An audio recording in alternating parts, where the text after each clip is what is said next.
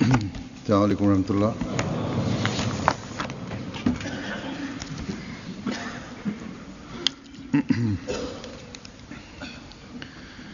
أشهد أن لا إله إلا الله وحده لا شريك له وأشهد أن محمدا عبده ورسوله أما بعد فأعوذ بالله من الشيطان الرجيم بسم الله الرحمن الرحيم الحمد لله رب العالمين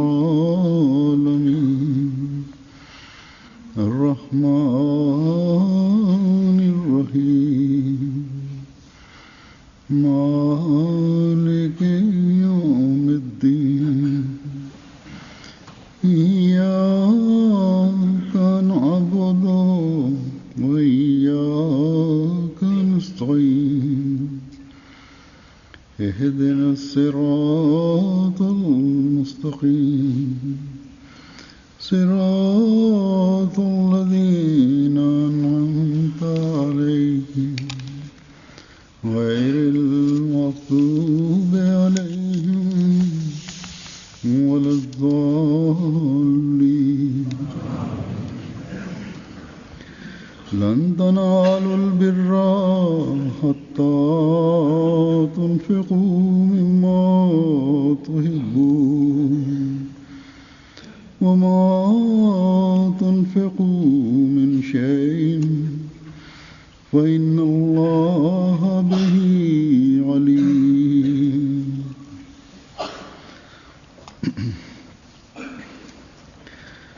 तुम हरगिज़ नेकी को पा नहीं सकोगे यहाँ तक कि तुम उन चीज़ों में से खर्च करो जिनसे तुम मोहब्बत करते हो और तुम जो कुछ भी खर्च करते हो तो यकीनन अल्लाह उसको खूब जानता है. Zur vollkommenen Rechtschaffenheit gelangen, solange ihr nicht spendet von dem, was ihr liebt.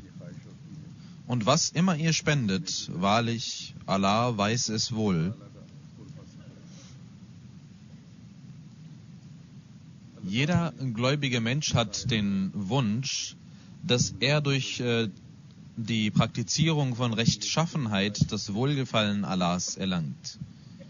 Allah hat in diesem Vers die gläubigen Menschen darauf aufmerksam gemacht, dass wenn sie den Wunsch haben, eine rechtschaffene Person zu sein, damit ihr das Wohlgefallen Allahs erlangt, dann sollt ihr wissen, dass Rechtschaffenheit Opfer verlangt. Um das Wohlgefallen Allahs zu erlangen, müsst ihr also Opfer erbringen. Opfer müsst ihr erbringen mit jenen Dingen, die euch am nächsten sind, wovon ihr Nutzen zieht und profitiert.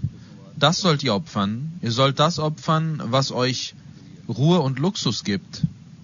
Ihr sollt das opfern, davon opfern, was für die Zukunft und Sicherung eurer Nachkommen in euren Augen wichtig erscheint. Diese ganzen Formen der Opferbereitschaft sind keine kleinen Opfer. Das Eigentum und die Finanzen hat der Mensch immer lieb. Und Allah hat dies auch erläutert im Koran, dass Gold und Silber und Vieh und Vermögen und Gärten, dass das Dinge sind, die der Mensch liebt. Und das sind Dinge, auf die der Mensch auch stolz ist. Aber in der heutigen materiellen Zeit, wo durch neue Erfindungen und Technik die Menschen in den verschiedenen Ländern zusammengerückt sind, auf der ganzen Welt zusammengerückt sind, und diese Technik hat viel mehr, und dieses wirtschaftliche System hat sogar noch vielmehr die Wünsche und Begierden der Menschen erhöht.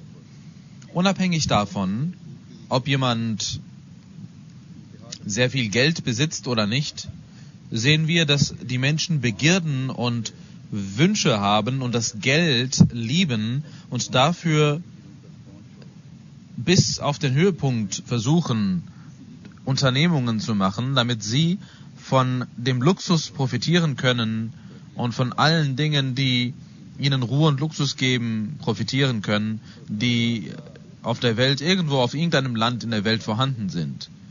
Vor allem sehen wir dies in den fortgeschrittenen Ländern, dass dies einen Höhepunkt erlangt hat, dieses Bestreben. Wenn diese Situation in diesen Ländern sich verschlechtert oder Krieg kommt, dann wird der Zustand derjenigen, die hier leben, so sein, wie wir uns es nicht einmal vorstellen können. Das ist eine Erwähnung, die ich hinzufügen wollte. Aber wir sehen, dass in jeder Gruppe der Gesellschaft, in jeder Schicht der Gesellschaft aufgrund von Begierden und Wünschen das Neueste, nach dem Neuesten gestrebt wird, und dieses Verlangen hat den Höhepunkt erlangt. Und durch die Medien und durch die Verbreitung des Handels und des Freihandels sehen wir, dass arme oder nicht fortgeschrittene oder sich fortschreitende Länder auch die Möglichkeit haben, dass sie von diesen Dingen Bescheid wissen. Sie haben das Wissen über dieses Luxus. Und auch in diesen Ländern sehen wir, wenn sie nicht extrem arm sind, dann sehen wir, dass zumindest die durchschnittlichen Bürger Wünsche und Begierden haben, die nach den neuesten Erfindungen und Techniken streben. Wie dem auch sei, Materialismus hat seinen Höhepunkt erlangt, und in einer solchen Zeit darüber zu sprechen, dass man für die Rechtschaffenheit jene Dinge spenden sollte, die man liebt, und seine eigenen Wünsche und Begierden begrenzen sollte, seinen Luxus und seine Ruhe aufgeben sollte und opfern sollte, das alles erscheint in den Augen eines weltlichen Menschen sehr seltsam, und er wird sagen, dass das altertümliche Dinge sind, und er wird sagen, man kann für arme Menschen etwas ausgeben, etwas für ihre Wohltätigkeit tun, aber zu sagen, dass wir und das, was wir lieben, was wir am meisten lieben, dass wir das in Form von finanziellem Opfer ausgeben sollen und unseren Wünschen Einhalt gebieten sollen und dass wir für die Religion etwas opfern wollen oder sollen, das erscheint dann in seinen Augen als eine komische und seltsame Sache. Aber die Welt weiß nicht, dass in dieser Ära und in dieser Zeit es solche Menschen gibt, die gemäß dieser Lehre des Heiligen Koran dies verstanden haben und versuchen, dies zu praktizieren. Auch in dieser Ära gibt es Menschen, die Al-Bir, also das Gute, das was sie, die Rechtschaffenheit erlangen möchten. Eine solche Rechtschaffenheit, die für andere Menschen Opfer bedeutet. Sie versuchen, eine Rechtschaffenheit zu erlangen, die anderen Menschen nützt, und sie sind stets besorgt, um anderen Menschen Nutzen zu geben und Vorteile zu gewähren. Sie streben jene Rechtschaffenheit an, die notwendig ist, um die Religion, den Glauben zu verbreiten, und dadurch opfern sie ihr Leben, ihr Eigentum, ihre Zeit und stellen ein hohes Niveau dieser Opferbereitschaft dar. Sie versuchen, jene Rechtschaffenheit zu erlangen, die sie in Gehorsamkeit wachsen lässt. Und um gehorsam zu sein, schauen sie nicht, was sie lieben oder was ihnen gefällt, welche Güter ihnen gefallen, sondern sie wollen den Befehl Allahs lieben und diesen Gehorsam lieben. Sie versuchen, eine Rechtschaffenheit an den Tag zu legen, die sie weiterbringt in Taqwa, in Gottesfurcht.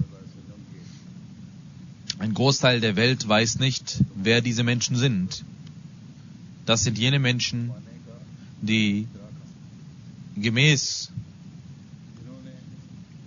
den wahren Liebenden des heiligen Propheten Muhammad sallallahu alaihi wasallam erkannt haben und so mit dem Imam der Zeit gelernt haben, was wahre Rechtschaffenheit ist. Das sind Menschen, die, um Rechtschaffenheit zu erlangen,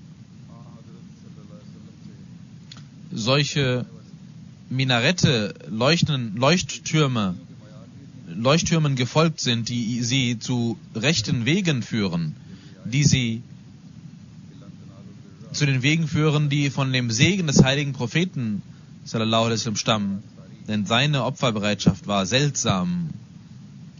Es heißt in einem Hadith, dass als dieser Vers offenbart wurde, Lan tanalul birra hatta tunfiqu mimma tuhibbun, der vorhin rezitiert wurde, Abu Talha Ansari, der ein Ansar aus Medina war, ein Helfer aus Medina und ein Vermögen hatte, und er hatte Dattelgärten und die schönsten Gärten, der schönste Garten hieß Biroha, und Talha liebte diesen Garten, und dieser Garten war auch sehr nah bei der Moschee Masjid al-Nabwi. Und auch der heilige Prophet Muhammad sallallahu alaihi wasallam pflegte oft in diesem Garten zu gehen. Als dieser Vers offenbart wurde, tat Abu Talha Folgendes, dass er zum heiligen Propheten Muhammad sallallahu alaihi wasallam ging und sagte: Das meiste, was ich liebe an meinem Vermögen, ist Biroha, der Garten von Biroha. Ich möchte diesen Garten auf dem Wege Allahs spenden. Das sind Menschen gewesen, die leuchtende Sterne waren und uns die Wege der Rechtschaffenheit erleuchtet haben. Wenn wir diese Beispiele dieser Gefährten anhören, dann sehen wir, dass der Imam dieser Zeit uns diese Beispiele genannt hat und uns aufmerksam gemacht hat. Der verheißene Messias a.s. hat in seinen Zitaten, in seinen Aussagen die Lehren des heiligen Koran uns sehr offenkundig dargelegt und gezeigt, was es bedeutet, Rechtschaffenheit zu erlangen, und hat uns die Ränge und Niveaus der Opferbereitschaft gezeigt. Er hat uns aufmerksam gemacht auf jene Vorbilder, die der heilige Prophet Muhammad sallallahu alaihi wasallam seine Gefährten gezeigt haben. Der verheißene Messias sallallahu alaihi wasallam sagt: Für die Anhänger des verheißenen Messias ist es wichtig, diesen Wegen zu folgen. Der verheißene Messias sagt an einer Stelle: Keiner kann Rechtschaffenheit erlangen, indem er unnützliche Sachen spendet. Die Tür der Rechtschaffenheit ist sehr eng. Ihr sollt also wissen, dass ihr niemals diese Tür betreten könnt, wenn ihr nur solche Dinge opfert, die ihr nicht liebt. Denn Allah sagt im heiligen Koran: Lan tanalul birra hatta tunfiqu mimma tuhibbun. Solange ihr nicht von dem spendet, was euch am meisten lieb ist, was ihr am meisten liebt, solange könnt ihr niemals zu Geliebten Allahs werden. Wenn ihr nicht Schmerzen erleiden wollt und wenn ihr nicht wahre Rechtschaffenheit erlangen wollt, dann könnt ihr auch nicht erfolgreich sein. Haben die Gefährten kostenlos diesen Rang erlangt, den sie erlangt haben? Um weltliche Titel zu erlangen, gibt man so viel Geld aus und nimmt Schmerzen und Leid auf sich, und dann bekommt man einen kleinen weltlichen Titel, mit dem man sich nicht begnügen kann. Dann schaut doch, um Raziyallahu anhum als Titel zu bekommen, nämlich Allahs Wohlgefallen habt ihr erlangt. Das ist ein Titel, der euch wahre Ruhe im Herzen gibt und Wohlgefallen Allahs gibt. Meint ihr, dass dieser Titel einfach so erworben werden kann? Die Sache ist, dass das Wohlgefallen Allahs, das wahre Wohlgefallen Allahs, nur dann erlangt werden kann, wenn man temporäre Schmerzen erleidet. Man kann Allah nicht kostenlos bekommen. Gesegnet sind die Menschen, die für das Wohlgefallen Allahs nicht sich um Schmerzen kümmern und um Leid kümmern, denn ewige Ruhe und ewiger Frieden kommt nach diesen temporären Schmerzen für den gläubigen Menschen. In einer Sitzung ermahnte der verheißene Messias die Gemeinde, die Menschen seiner Gemeinde, und sagte: In der Welt liebt der Mensch sein Geld. Deswegen heißt es in dem Wissen der Traumdeutung, dass wenn ein Mensch in einem Traume sieht, dass er seine Leber herausgeschnitten hat und jemandem gegeben hat, dann bedeutet dies Geld und Vermögen. Das ist auch der Grund, dass man wahre Rechtschaffenheit erlangen kann, indem Allah sagt, "Lan tanalul birra hatta tunfiqu mimma tuhibbun." Wahre Rechtschaffenheit könnt ihr nur erlangen, wenn ihr von dem spendet, was ihr am meisten liebt.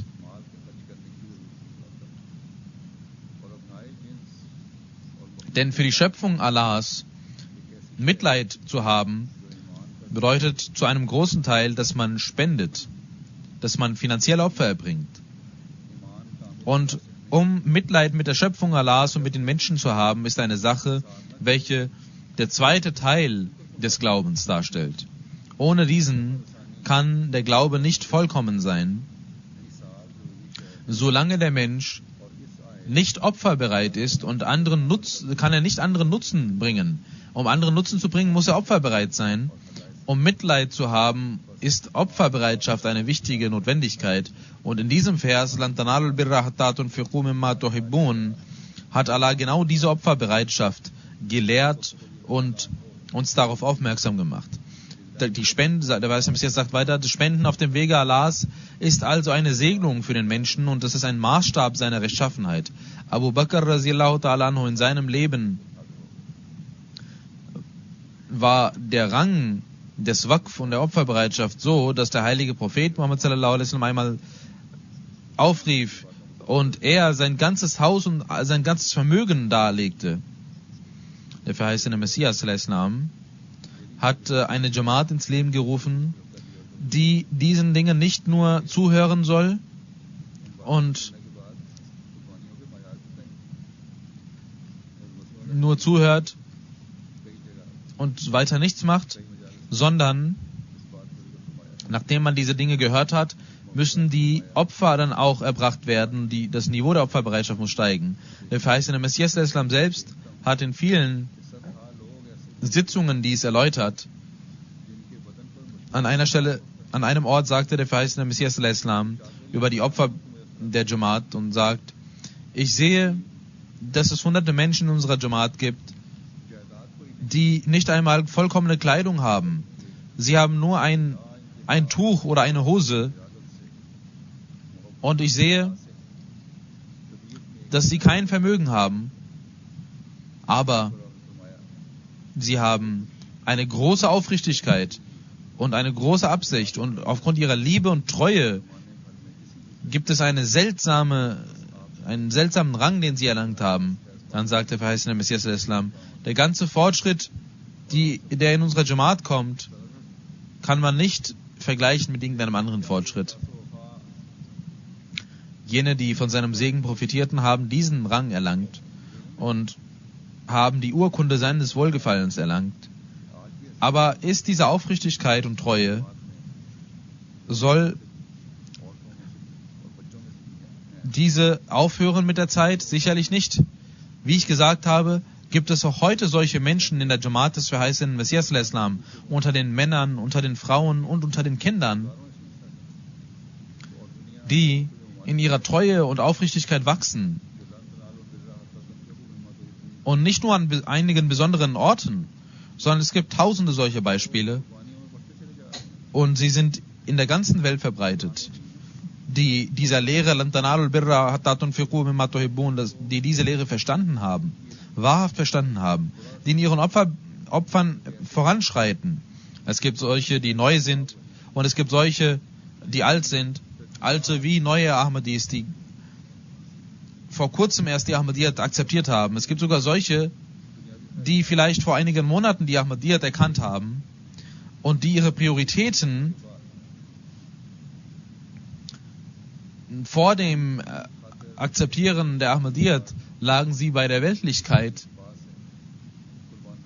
Aber nachdem sie die Ahmadiyyat erkannt haben,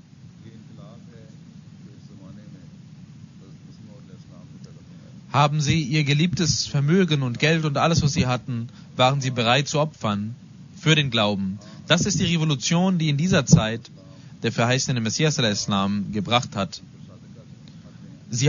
Er hat durch seine Lehre die Prioritäten der Menschen geändert. Und auch heute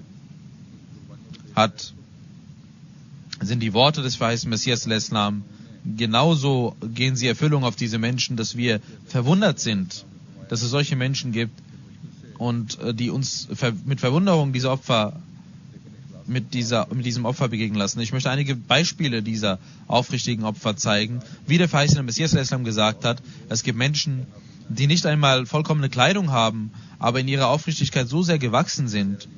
Ein Beispiel dazu, das ist ein Beispiel einer Frau, und eine solche Frau, die blind ist.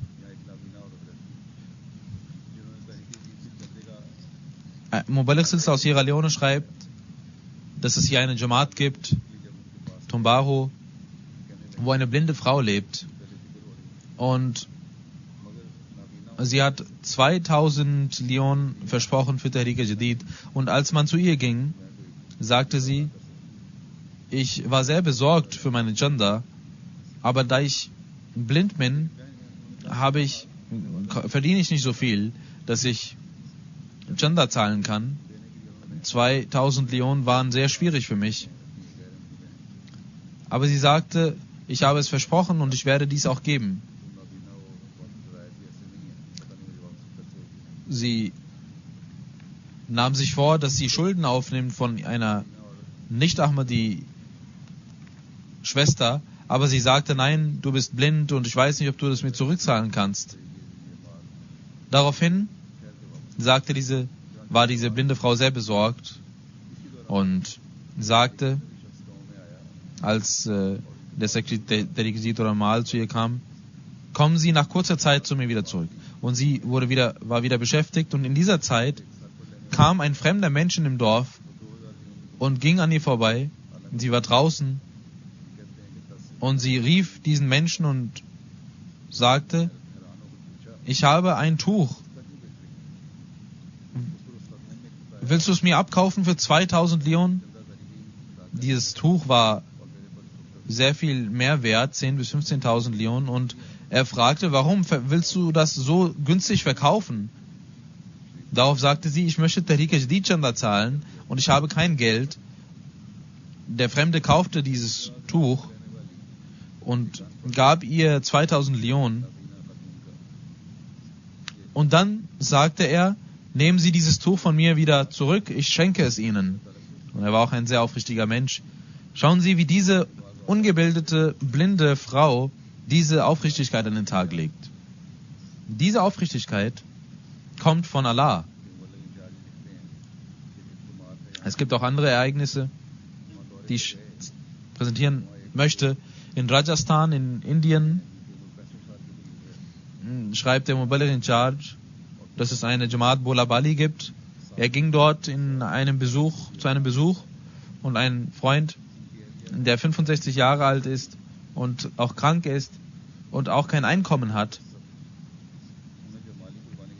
Er arbeitet 100 Tage im Jahr und seine Frau arbeitet auch, um das Haus versorgen zu können, und auch dem Haus ging es auch nicht gut. Als man sie aufmerksam machte, dass sie ein wenig spenden sollten, so viel wie sie konnten, gaben sie 1050 Rupien. Und er sagte der Mubaligh in Charge, ich war sehr verwundert und fragte, Ihnen geht es nicht so gut, aber warum zahlen Sie so viel? Und ich sagte zu ihm, der Mubaligh in Charge sagt,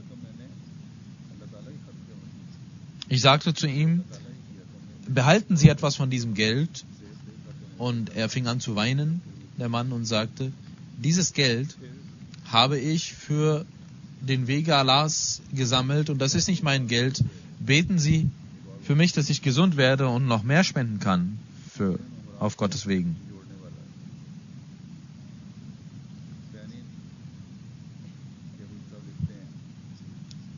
Ein weiteres Ereignis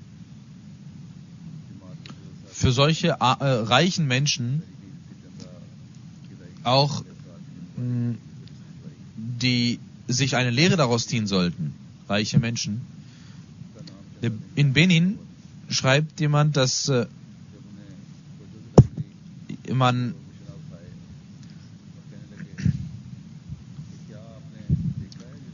dass es eine Liste gab von Menschen, die Tariqa-Jadid zahlen sollten. Und als man einen Menschen darauf aufmerksam machte, kam er zum Mission House und sagte, haben Sie gesehen, dass es Menschen gibt, die seit einer Woche nichts gegessen haben?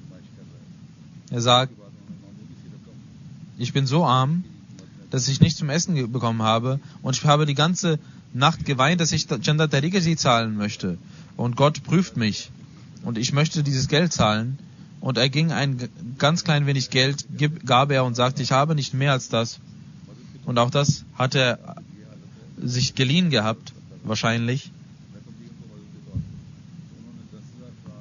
Und derjenige, der dort ging, um dieses Geld einzusammeln, sagte, dass ich ihm etwas Geld zurückgab und sagte, Ihnen geht es so schlecht, Sie brauchen nicht zu geben, sondern Sie sollten etwas annehmen. Und er gab ihm das zurück und er sagte, ich habe noch Chanda Arm zu zahlen, geben Sie von diesem Geld meinen Chanda Arm. Das ist die Aufrichtigkeit dieser Menschen. Wie der verheißene Messias gesagt hat, sie haben nicht einmal Kleider zu tragen, aber sind so aufrichtig. Naib Wakilul Mal von Qadian, er schreibt, dass Jamaat Ahmadiyya Koriatur, dass es dort in der Freitagsansprache um Tariqa-Jadid ging und dem Ruf von Hazrat Muslim zu folgen, und es gab einige Ereignisse, die berichtet wurden. Sadr Lajna Imaila dort ging nach Hause und holte einen goldenen Armreif und gab es ins Tariqa-Jadid. Durch die Segnungen Gottes gibt es auch unter den Frauen der Jamaat die Tendenz und die viele Beispiele, wie sie ihren Schmuck opfern in verschiedenen Teilen der Welt. Und das ist eine Sache, die sie verbindet auf der ganzen Welt, dass sie ihren Schmuck opfern.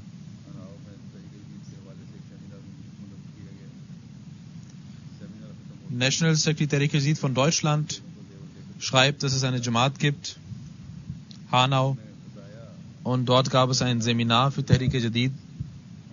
Nach dem Seminar kam ein Ahmadi mit dem Schmuck seiner Frau ins Büro und sagte, nach dem Seminar sind wir auf dem Weg nach Hause gewesen, als ich zu meiner Frau sagte, ich habe mein Versprechen abgegeben, möchtest du auch etwas versprechen? Und sie sagte, ich möchte der Lehre des Heiligen Koran, Lan tanalul birra hatta tunfiqu mimma tuhibbun, folgen. Und sie sagte, dass sie den Schmuck ihrer Hochzeit ins Tariqa-Jadid gab. Der Amir Sahib von Lahore schreibt,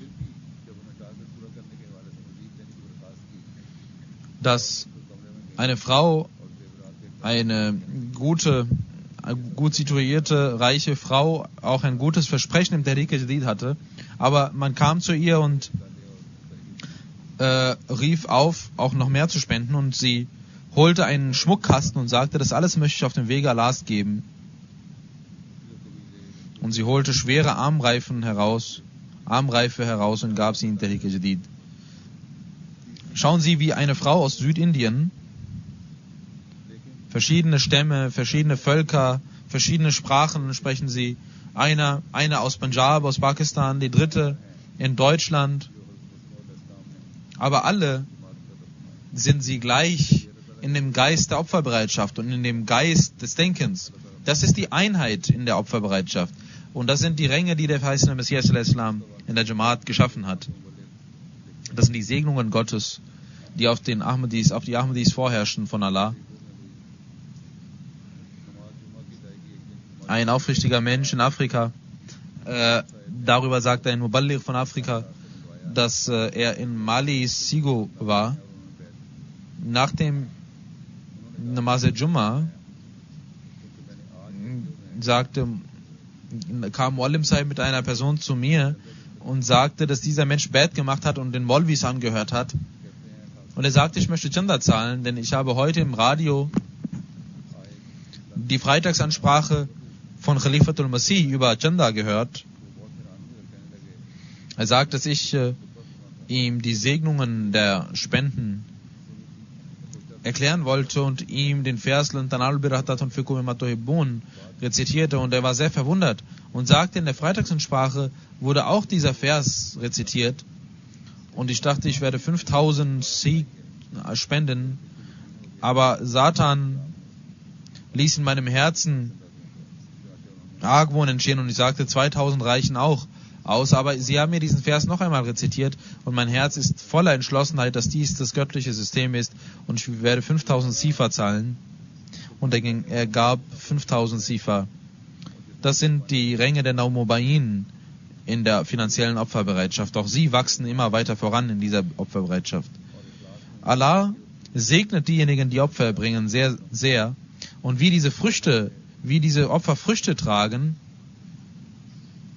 und wie noch mehr Opferbereitschaft und Aufrichtigkeit in den Herzen entsteht, darüber will ich auch einige Ereignisse berichten. Aus Kongo sagt ein Herr, Ibrahim Sahib, dass er ein Landwirt ist, und er hatte früher nicht die Angewohnheit, sehr viel zu opfern, aber seitdem er Chanda zahlt, sagt er, dass sein Ertrag viel größer geworden ist. Und er weiß, was die Wichtigkeit der Chanda ist, und er hat versprochen, regelmäßig Chanda zu zahlen, und sein Leben hat sich komplett gewandelt und geändert. Eine Frau aus Kongo, Mariam Sahiba, sagt, dass auch sie in der Landwirtschaft arbeitet und immer nach dem Ertrag Chanda zahlt. Und sie sagt, es ist meine Erfahrung, dass nach der Zahlung der Chanda mein Einkommen sich verdoppelt. Aus Kongo schreibt unser Muballigh, dass es einen Ahmadi-Freund gibt, der aufgerufen wurde, Chanda zu zahlen, und er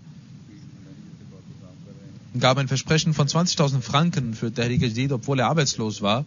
Aber eine Woche nach dem Versprechen bekam er einen Job, und heute arbeitet er als Manager und zahlt regelmäßig seine Chanda und sagt, dass dies alles die Segnungen der Chanda sind. Naib Wakil Mal Qadian schreibt, dass in Kerala Peter Prerem ein Freund am Telefon sagte, und er sagte über Huzur, über Khalifatul Masih,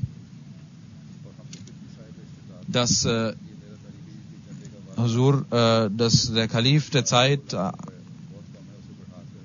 Ereignisse aus Afrika erläuterte, wie diese Menschen, die so arm sind, trotzdem spenden, und er sagte, dass ich auch 200.000, nicht 200.000, sondern 500.000 Rupien versprechen möchte.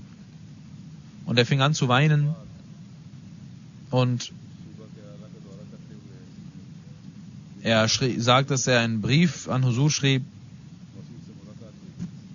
Nach kurzer Zeit ging man in Wakil Malsab sagt, Naib Wakil Malsab sagt, er ging nach Kerala, in dem Bundesland Kerala, und er traf diesen Menschen, und er gab sein ganzes Versprechen und sein ganzes Geld und sagte, nach diesem Versprechen hat Allah meinen Job so sehr gesegnet, und ich habe so viel Arbeit, dass ich es nicht einmal schaffe, es zu organisieren, so viel Arbeit.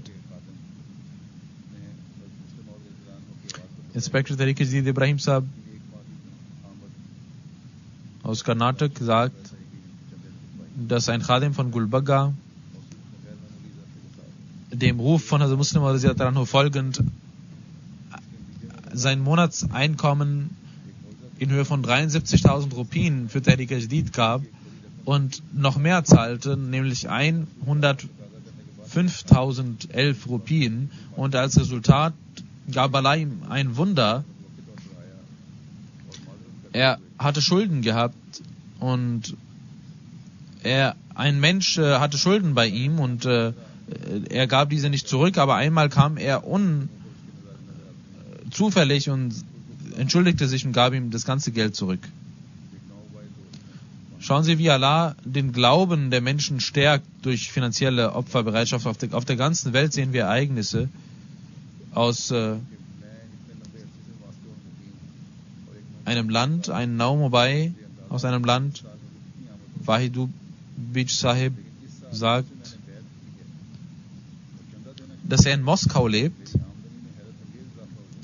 und er kann nur schätzen, wie viel Einkommen er haben wird in diesem Jahr, aber seitdem ich Bad gemacht habe und Gender zahle, hat sich mein Einkommen sehr stark verbessert.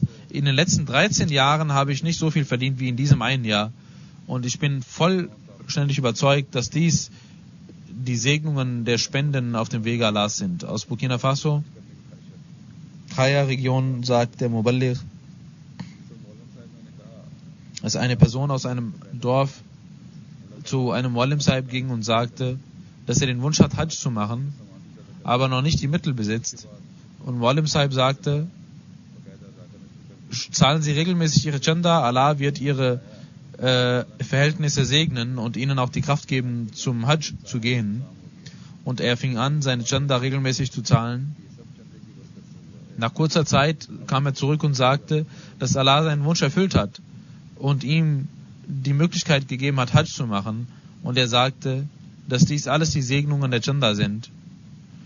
Und jetzt hat er auch Hajj gemacht und ist sehr regelmäßig in seiner Chanda.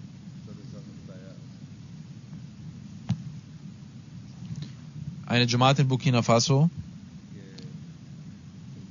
Von dort schreibt der Sadr Sahib,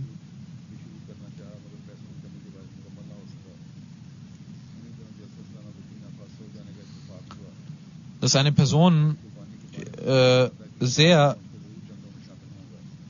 arm war und keine guten Verhältnisse hatte im Haus, und er ging zu Jalsa Salana und hörte über die finanzielle Opferbereitschaft und nahm sich vor, Chanda zu zahlen, auch seine Reste zu begleichen. Und als erstes beglich er seine Reste und versprach in Zukunft richtig zu zahlen. Und 1 Monat war nicht vergangen, als alle seine finanziellen Sorgen zu Hause sich auflösten und sein Projekt Gott segnete und er ihm die Kraft gab, seine Chanda regelmäßig zu zahlen. Der Amir Sahib aus Kanada schreibt, dass ein Freund vor einigen Jahren $250.000 Schaden hatte und man machte ihn darauf aufmerksam, dass er seine Chanda regelmäßig zahlen soll, damit sein Geld gesegnet wird. Es sollte auch klar sein, dass Chanda arm auch eine Pflichtchanda ist. Und er fing an seine Pflichtchanda zu zahlen. Er sagt, dass vor kurzem er das Zitat von der Muslim las, dass man die Tehrik-e-Jadid Chanda in den ersten Monaten zahlen sollte, und er fing an, dies zu tun, und seit 3 Jahren zahlte er seine Chanda Tehrik-e-Jadid zu Beginn des Jahres schon, und als Resultat hat Allah solche Segnungen ihm gegeben, dass alle seine Schulden beglichen wurden, und nicht nur dies, sondern dass es ihm finanziell viel besser geht. Es besteht kein Zweifel darin, dass Allah die Menschen segnet, wenn man für ihn opfert. Amir Sahib Kanada schreibt, dass ein Freund ein Business startete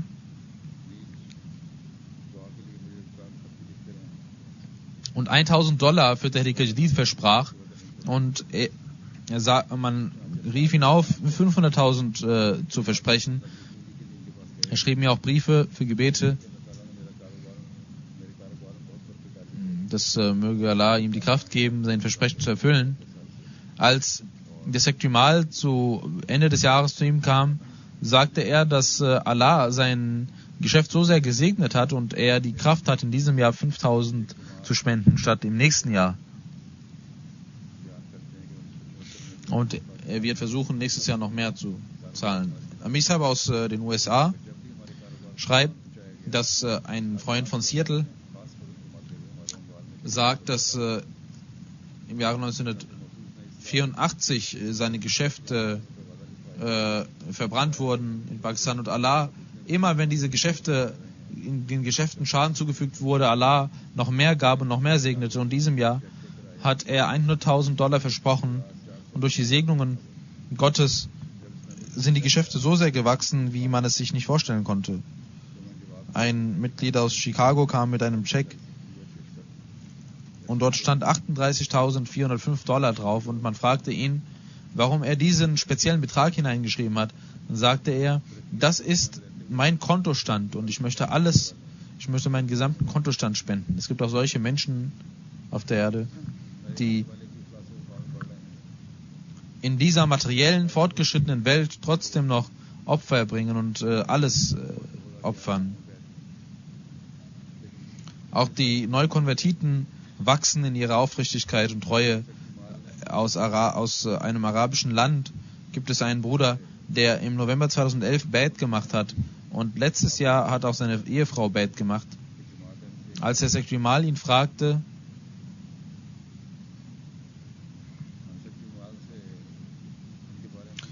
was ihr denn miteinander diskutiert habt über die Ahmadiyyat,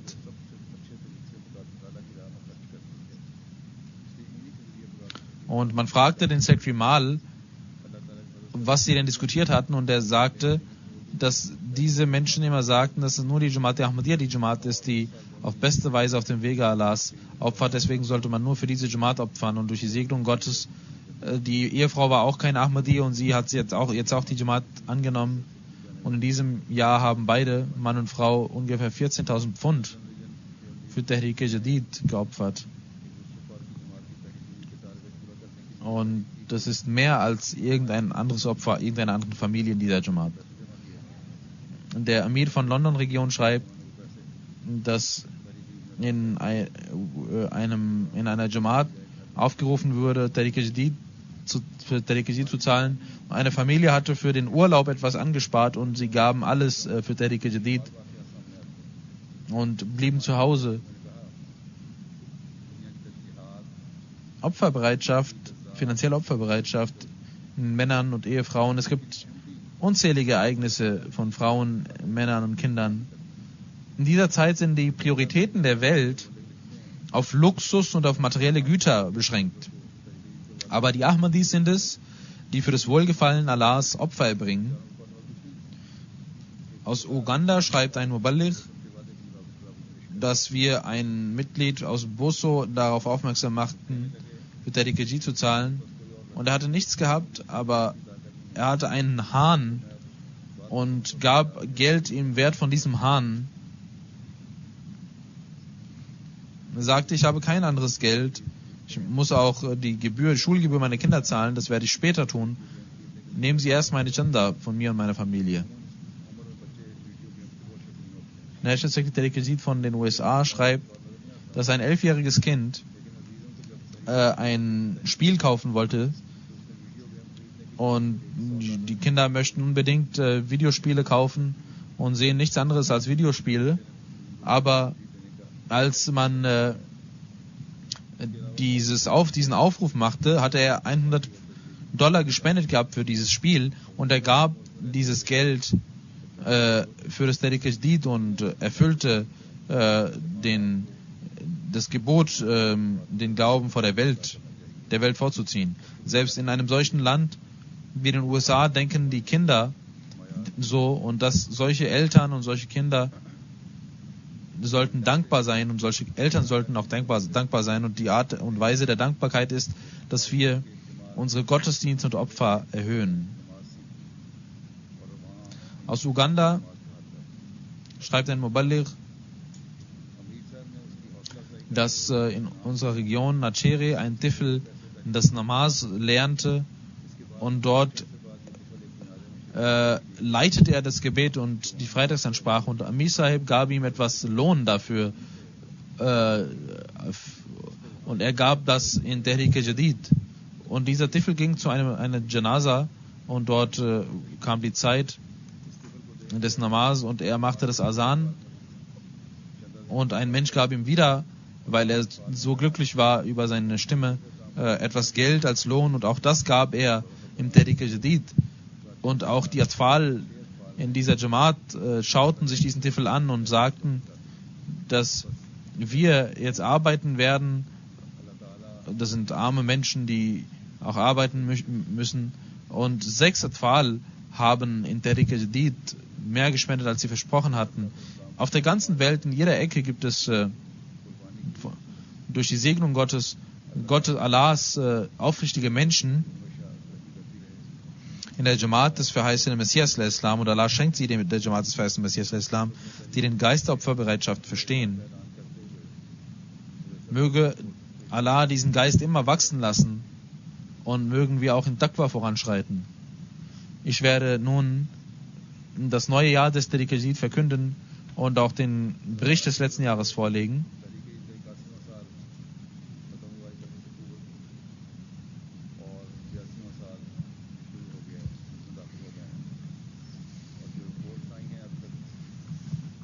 Durch die Segnungen Gottes ist das 81. Jahr des Tariq-e-Jadid am 31. Oktober beendet worden und das 82. Jahr hat begonnen, und gemäß den Berichten, die gekommen sind, hat in diesem Jahr haben wir 9 Millionen Pfund eingesammelt, 700 Pfund mehr als letztes Jahr, 700.000 Pfund mehr als letztes Jahr. Obwohl die Situation sehr schlecht ist in Pakistan, ist das Niveau der Opferbereitschaft am höchsten und sie sind an erster Stelle. Unter den ausländischen Ländern ist Deutschland an erster Stelle. Durch die Segnung Gottes ist der Geist der Opferbereitschaft in Deutschland sehr hoch. Auch in den Moscheenprojekt opfern viele Menschen sehr stark, und viele schreiben mir Briefe, dass Allah ihnen die Kraft gibt, die Moscheen zu bauen, und sie sind bereit, jedes Opfer zu erbringen. Auch in allen anderen Opferbereitschaften nehmen sie teil. Möge Allah sie alle dafür segnen. An zweiter Stelle ist Großbritannien, drittens USA, viertens Kanada, fünftens Australien, sechstens Indien, siebtens eine Jamaat aus dem Nahen Osten, dann Indonesien, dann neuntens noch eine Jamaat aus dem Nahen Osten und an 10. Stelle Ghana. Ghana hat einen Sprung gemacht und Schweiz ist jetzt an 11. Stelle, war früher an 10. Stelle, und Ghana hat in diesem Jahr gemäß der lokalen Währung die größte Opferbereitschaft gezeigt. 60% haben sie erhöht. Australien hat auch einen Sprung gemacht.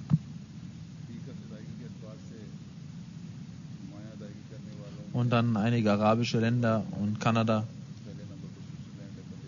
Auch weitere Jamaats. Gemäß dem durchschnittlichen Einkommen sind 2 arabische Länder an erster Stelle, dann Schweiz an 3. Stelle. Jetzt sind die arabischen Länder noch größer geworden, noch besser geworden in der Opferbereitschaft. Gemäß dem durchschnittlichen Einkommen ist USA an 4. Stelle, dann Australien, dann Großbritannien, dann 7. Deutschland. Auch in Norwegen an 9. Stelle gibt es Fortschritte. Unter den kleinen Jamaats ist Singapur, Finnland, Japan und 4 Jamaats aus dem Nahen Osten sehr erwähnenswert.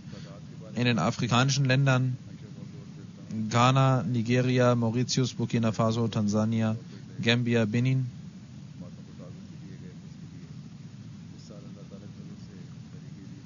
Die Anzahl der Opferbereitschaft zeigenden Menschen sollte erhöht werden, auch wenn jemand nur wenig zahlt. Da gab es auch Ziele, die in diesem Jahr durch die Segen Gottes ist die Anzahl der Teilnehmenden gestiegen und 1.300.000 Personen und 100.000 sind neu dazugekommen. Australien hat da sehr viel gemacht. 94% sind dort Mitglieder des Tariq-e-Jadid. In Kanada wurde sehr viel gemacht, 91%. Auch Indien hat viel gearbeitet. Es scheint, dass der Bericht noch nicht kam. Sie sollten ihren Bericht auch schicken, falls sie es nicht getan haben. Dann in den afrikanischen Ländern wurde gearbeitet diesbezüglich. Mali hat sehr stark gearbeitet, Burkina Faso, Kongo, Brasilien, Guinea-Conakry, Kamerun, Ghana, Senegal, Südafrika haben mehr Teilnehmer in Tariqa Jadid erhöht. In Daftar Awwal, im ersten Büro des Tariqa Jadid, sind 5.927 Khatajat, 85 leben noch und zahlen selbst, sonst 5.842 verstorbene Mitglieder des ersten Daftars sind ebenfalls lebendig durch ihre Nachfolger, durch ihre Nachkommen. In Pakistan ist an erster Stelle Lahore, dann Rabwa, dann Karachi. Und Islamabad, Multan, Quetta, Peshawar, Hyderabad, Mirpur Khas, Dera Ghazi Khan, Bahawalpur und Bahawalnagar und Jang. Die 10 Azla, die Opfer geleistet haben: Sialkot Nummer 1, Faisalabad 2, Sargodha 3, Umerkot 4, Gujranwala, Gujarat, Toba Tek Singh, Mirpur Azad Kashmir Nummer 7, Okada 8, Nankana Sahib und Sangar.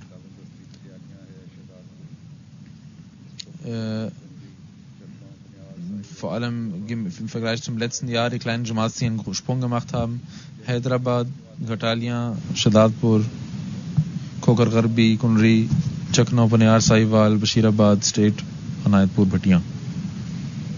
In Deutschland die ersten 10 Jamaats: Neuss und Rödermark, Flörsheim, Köln, Nidda, Mediabad, Neu-Isenburg, Friedberg, Dreieich und Koblenz.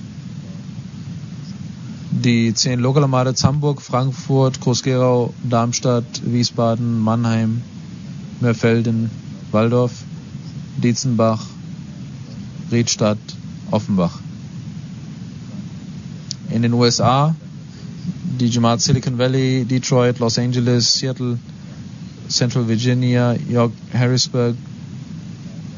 In Großbritannien die ersten 5 Regionen: London A, London B, Midlands, North East und South. Dann ist Durchschnittseinkommen Islamabad, Midlands, South East, South West, North East und Scotland.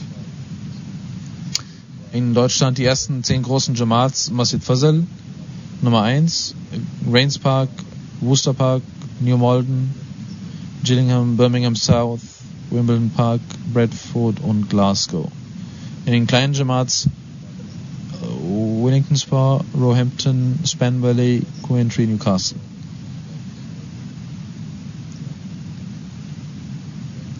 In den kleinen Jamaats, die Sprünge gemacht haben: Devon and Cornwall, Winston Park, Span Valley, Roehampton. In Kanada Calgary Nummer 1, Peace Village, Toronto, Vaughan und Vancouver.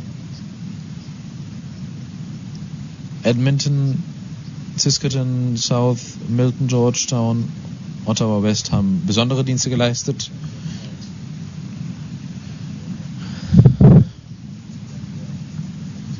In Australien die ersten 10 Jamaats: Castle Hill, Melbourne South, Brisbane, Logan, Brisbane South, Canberra, City Canberra, Adelaide South, Lambton, Blacktown, Mawson Park. In Indien die 10 Jamaats: Kerala, Kerala, Hyderabad, Calicut, Kerala, Qadian, Mrita Paripiram, Kerala, Pingadi, Kerala, Kolkata, Bengal, Bangalore, Karnataka, Solur, Tamil Nadu. Und gemäß Opferbereitschaft die ersten 10 Bundesländer: Kerala, Tamil Nadu, Karnataka, Andhra Pradesh, Jammu Kashmir, Odisha, Punjab, Bengal, Delhi, Maharashtra. Möge Allah alle Teilnehmer segnen in ihrem Vermögen und ihnen die Kraft geben, weitere Aufrichtigkeit zu zeigen.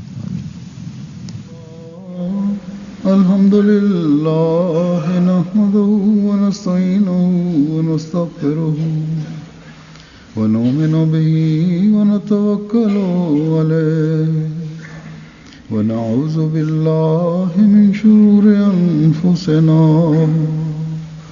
ومن سيئات أعمالنا من يهده الله فلا مضل له ومن يضلل فلا هادي له ونشهد أن لا إله إلا الله ونشهد أن محمدا عبده ورسوله عباد الله رحمكم الله إن الله يأمر بالعدل والإحسان وإيتاء ذي القربى وينهى عن الفحشاء والمنكر والبغي يعظكم لعلكم تذكرون اذكروا الله يذكركم وادعوه يستجب لكم ولذكر الله أكبر.